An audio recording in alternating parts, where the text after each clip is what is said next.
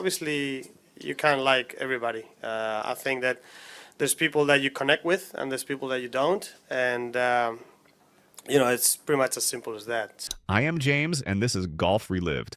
Yes, you clicked right. Someone really did call Nick Faldo an arrogant asshole, and it was not some random fan in the stands. It was one of his own, 6 major titles, one of the greatest golfers to ever grip a club. But ask the people who stood beside him, competed against him, or tried to captain alongside him, and you get a very different picture. So how does a 6 major legend end up with this many enemies? That is exactly what we are going to find out today. And hey, if you are enjoying this so far, tap the hype on this video. It really does help this story reach more golf fans out there. Let us start at the top. Nick Faldo is undeniably great. 3 Masters titles, 3 Open championships, a mental toughness that very few athletes in any sport have ever matched. He rebuilt his entire swing from the ground, up in the mid-1980s, working under coach David Leadbetter. That took years of grueling, lonely, near-obsessive practice. And it paid off. The results speak for themselves. He became a machine on the course, precise, cold, relentless, but that machine had no off switch. And that is where the trouble started. What Faldo called discipline, his peers called arrogance. What he called focus, his teammates called disrespect. And the stories that have come out over the decades paint a consistent picture. Not just 1 or 2 complaints from people who lost to him. No, this is a pattern. A long, well-documented, hard-to-ignore pattern that stretches from the 1980s all the way to 2026. We are going to go through the key voices one by one in order. And we will start with the man whose verdict carries real weight because of what he represents in this sport. Number 6. Lee Trevino. Lee Trevino is not a man who throws insults around. He earned everything he had through hard work and personality. He was known as Super Mex, a player who could win majors and make the crowd laugh in the same afternoon. He understood golf not just as a game, but as a community. And from inside that community, he made a very clear statement about Nick Faldo. Trevino once went on record naming 5 professional golfers he believed were too arrogant for the game. Faldo was on that list. Think about what that means. Trevino built his life around earning respect through results and being approachable at the same time. He believed you could be great without acting like you were better than everyone else. He lived that principle every single day on the tour. He would crack a joke on the first tee and drain a clutch putt on the last. He made the game feel alive and shared. Legends like Jack Nicklaus and Arnold Palmer were known for treating every player on the tour with dignity, whether that player was a first-year rookie or a fellow champion. They understood that professional golf was a community, not just a competition. Faldo, in Trevino's view, never got that memo. His perceived refusal to engage was not seen as shyness or introversion. It was seen as a statement, a deliberate, unspoken signal that he believed he existed on a different level than everyone around him, and the players around him felt it. It was not something they imagined. It was something they experienced every week, in every locker room, on every practice green. When a senior statesman of the game puts your name on a list like that, it lands differently than a complaint from a frustrated rival who just lost a tournament. Trevino had nothing personal to gain from calling Faldo out. His verdict was not heat of the moment. It was a considered opinion from someone who had watched Faldo operate for a very long time and come to a firm, deliberate conclusion about what he saw. Number 5. Mark James. The year's 1999, the Ryder Cup is being held at Brookline. Mark James is the European captain that year, and he makes a decision that shocks the old guard. He leaves Nick Faldo off the team entirely. Faldo is no longer in his plans. The era of the old icons is being quietly set aside to make room for a new generation. Faldo, rather than accepting the decision quietly, sends James a good luck letter. On the surface, that sounds like a gracious gesture, a veteran wishing his team well even though he was not selected. James did not see it that way. He tore the letter up and threw it in the bin. He later revealed this in his book, Into the Bear Pit, and that detail matters more than the letter itself. James did not just ignore the gesture, he physically destroyed it and then told the public about it years later. That is not something you do to someone you respect. That is something you do when the resentment runs deep. James clearly viewed the letter not as sincere support, but as a condescending move from a player who had made life difficult for a long time. Faldo's response to learning this was furious. He demanded a European Tour disciplinary hearing. He accused James of making up stories. And in doing so, he confirmed exactly what James was suggesting about him. The bitterness between these two men was not a small disagreement. It was institutional. It ran through the walls of the team room itself. The fact that a European captain felt this way about one of Europe's greatest ever players tells you everything you need to know about how deeply Faldo had alienated people within his own camp. Number 4. Seve Ballesteros. Seve Ballesteros was everything Nick Faldo was not. He played with passion. He played with heart. He waved the crowd in, fed off the energy, and brought his teammates along for the ride. He understood that the Ryder Cup was about more than individual performance.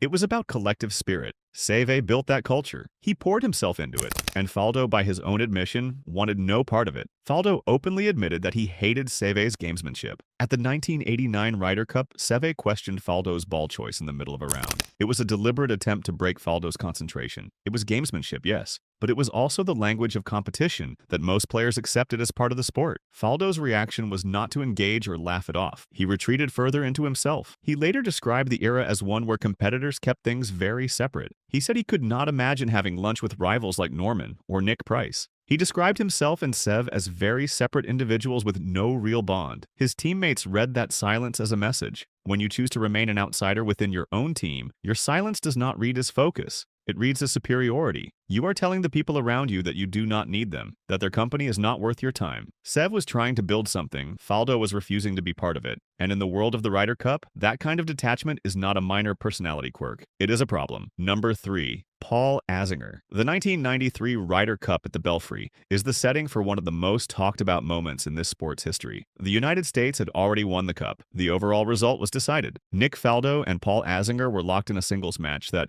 in the grand scheme of things, no longer changed anything for either team. With the match effectively over, there was an 8-foot par putt left for Azinger on the final hole. Faldo refused to concede it. He made Azinger hole it out under full pressure for a half point. The match was done. The cup was done. And yet Faldo stood there and made him put it anyway. To Faldo, this was simply the letter of the law. The putt was not given, so it had to be holed. Simple. But to Azinger and to most of the golfing world watching, it was something else entirely. It was a performative display of ego, a refusal to offer the basic courtesy that the moment called for. It generated real personal disdain, not the kind that fades after the final handshake, the lasting kind. Azinger was diagnosed with non-Hodgkin lymphoma shortly after that event. He later reflected on that match with one of the most devastating one-liners in golf history. He said, and I want you to really hear this, I had cancer and he still could not beat me. That line was not just a joke. It was a measure of exactly how much contempt Faldo's behavior had created. Azinger delivered it while reviewing footage of that match years later. The frost had not thawed. It never did. And Faldo, positioned as the primary antagonist for the American side during that era, had nobody to blame but himself. Number 2. Sergio Garcia. The 2008 Ryder Cup at Valhalla is the setting for the next chapter,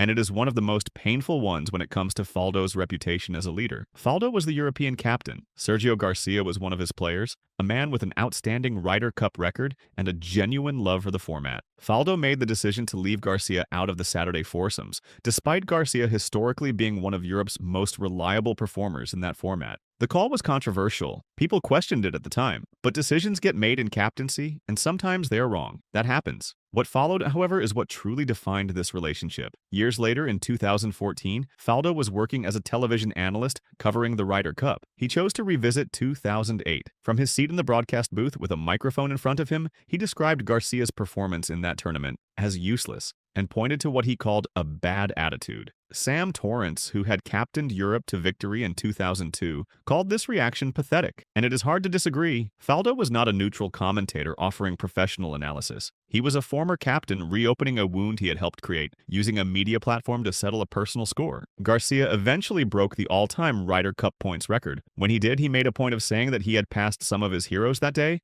and then he added Nick Faldo's name to that sentence. The message was clear. Garcia no longer considered Faldo a hero. The lack of respect was mutual, and it had been building for years. What Faldo's behavior showed was that the damage a captain can do does not end when the tournament is over. It follows players into the next decade. Number 1. Greg Norman. Now we arrive at the most high-profile and most recent chapter in this entire story, and it brings us all the way to 2026. Greg Norman, the Great White Shark, reflecting on the 30th anniversary of the 1996 Masters, opened up about Nick Faldo in a way that made headlines around the world. And this is where we need to start. In 2026, Norman called Faldo a loner. He said Faldo had spouted things that were interestingly stupid. He said Faldo had criticized him publicly without ever picking up a phone to hear the other side of the story. Norman, who serves as the CEO of LIV Golf, took serious issue with Faldo's public comments about the league and its players. He described those comments as really nasty. He made it clear he had no respect for someone who speaks without knowing the facts. And then he summed up their entire relationship in 2 words: chalk and cheese. 2 things that may look similar but are fundamentally incompatible. That was Norman and Faldo. Always had been. This brings us back to 1996. The The moment at Augusta National is legendary. Faldo trailed Norman by 6 shots going into the final round. What followed was one of the most extraordinary collapses and comebacks in major championship history. Faldo shot a 67. Norman unraveled. On the 18th green, Faldo wrapped his arms around a devastated Norman and held him. The image was everywhere. It was called a masterpiece of sportsmanship. People still talk about it. But Norman, looking back, described that hug as a very narrow window, one that did not reflect the reality of their actual relationship. That embrace was a moment in time. It was not who they were to each other. According to Norman, the other side of Nick Faldo is defined by persistent social distance and a fundamental inability to connect with the people around him. And then you layer in the 2008 Ryder Cup, where the loner approach did not just affect one rival, it poisoned an entire team. Sam Torrance put it the most bluntly of anyone. He publicly called Faldo an arrogant asshole and declared him the only real failure of that Ryder Cup. Torrance's frustration started at the opening ceremony, where Faldo delivered a speech that many found rambling and self-indulgent. It felt like a man who believed he was above the basic duties of the job, fostering team spirit, honoring the players, making them feel valued. Faldo either could not or would not do those things, and Colin Montgomery paid part of the price. Montgomery, often called Mr. Ryder Cup for his record, was left off the team entirely. Faldo cited a lack of form, but observers pointed out that several players he did select had equally unimpressive statistics. The decision felt personal. It felt like Faldo wanted to exert authority over the very players who had built the European identity, simply because he could. The collective verdict from that tournament was swift and brutal. Failed leader, cold, arrogant, erratic. Norman's 2026 comments confirm that none of this has softened with time. They never had any sort of relationship, he said, because Faldo was a loner. Decades have passed. The trophies have been counted. The curtain has long been drawn on both their playing careers, and yet the frost between them is still there. That says a great deal. So what do we make of all of this? The pattern is not hard to trace. Isolation bred friction. Friction turned into team failures. Team failures turned into public explosions. And public explosions created grudges that have now lasted 30 years and counting. From the locker room silence that his peers read as contempt, to the opening ceremony speech that lost a team before a shot was struck, to the broadcast booth shots at players he once captained, Faldo left a trail. And the people on that trail have not forgotten. There is a fair explanation here, even if it is not an excuse.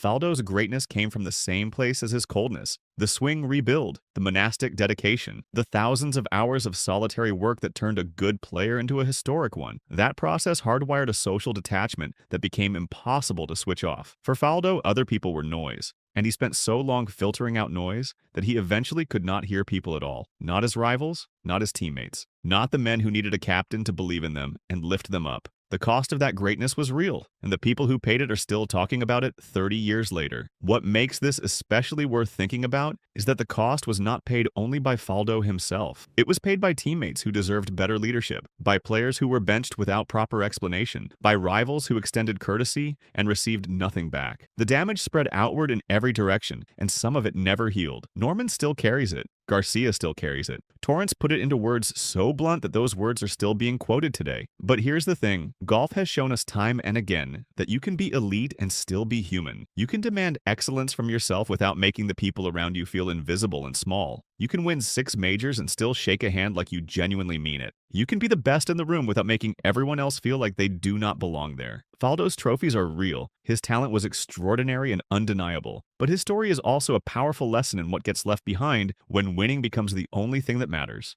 Admire the record. Learn from the wreckage. That is the takeaway. Drop a comment below and let me know your vote. Was Nick Faldo just intensely focused, doing what he had to do to reach the top? Or was he truly arrogant in a way that cost the people around him far more than it should have? There is no easy answer, but it is a question worth asking. Hit like, subscribe, and we will see you in the very next one right here on Golf Relived.